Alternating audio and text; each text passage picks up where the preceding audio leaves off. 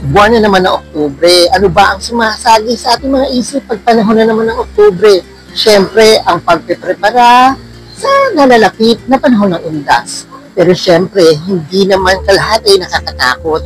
Pero may kukwento ko sa inyo na aking nakalakihan sa pagpeprepara, sa pag-aalala, sa ating mga mahal sa buhay na sumakabilang buhay na. Yan ang isi-share ko sa inyo dito sa aking My Journal in Motion sa Love Life ni Marisa Pinay dito sa Alexander YouTube channel. Buwan na naman ng Oktubre.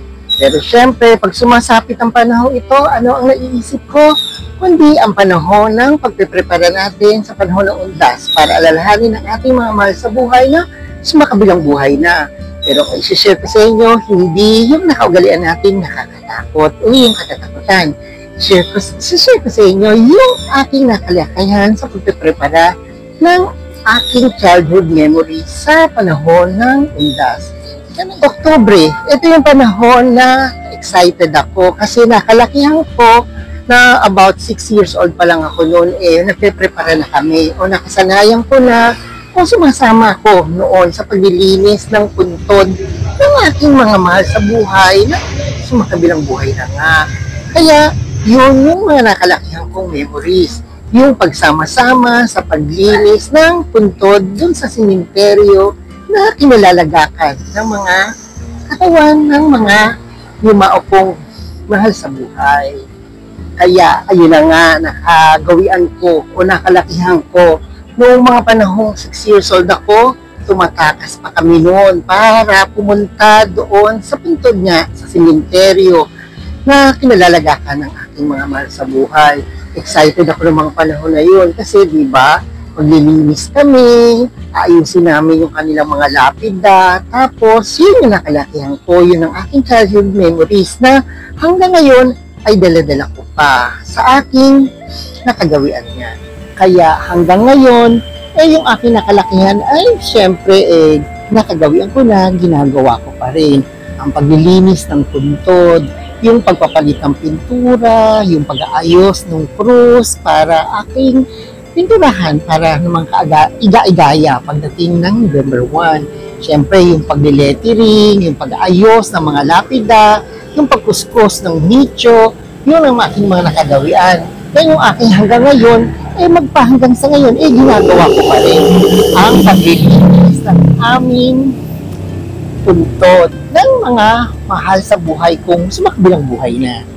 Dahil sa nakalakihan ko nga, gusto ko siyang gawin sa preparasyon ng undas, yung paglilinis, yung pagkutkot ng bawat detalye ng mga lapida, aking ginagawa yung paglilinis ng puntod dahil yun ang aking nakasanayan, yun ang aking childhood memories sa pagpreprepara ng undas, yung tinatawag nating piyesta ng mga kaluluwa pag November 1.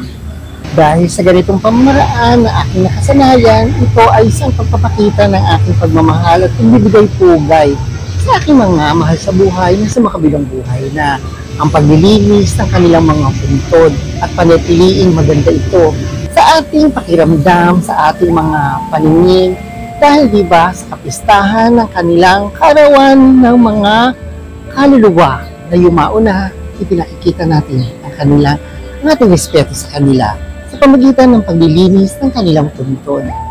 Yan yung mga bagay na sinasariwa ko bago sumapit ang panahon ng kapistahan nga sa November 1 yung paglilinis ng kanilang mga puntod dahil para sa akin isa itong magandang nakasanayan ko na mula pa sa aking mga mahal sa buhay, nakapiling pa sila noon. Sila pa yung kasama kong naglilinis. Pero ngayon, sila na yung mga nakahimlay doon.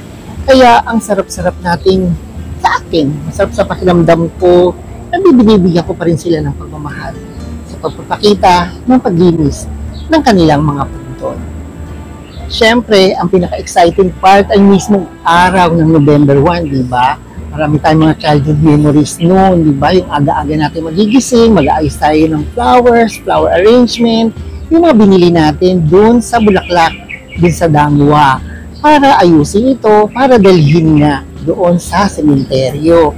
Siyempre, no, ang exciting part din doon yung pagtulis natin ng mga kandila, di ba? Bumili pa tayo ng mga malaking kandila para excited tayo matunaw ito para ipunin yung mga tulo, yung mga luha ng kandila para bilugin, di ba? Isa yun sa mga nakalakihan natin, pagbibilog ng kandila para ipakilo.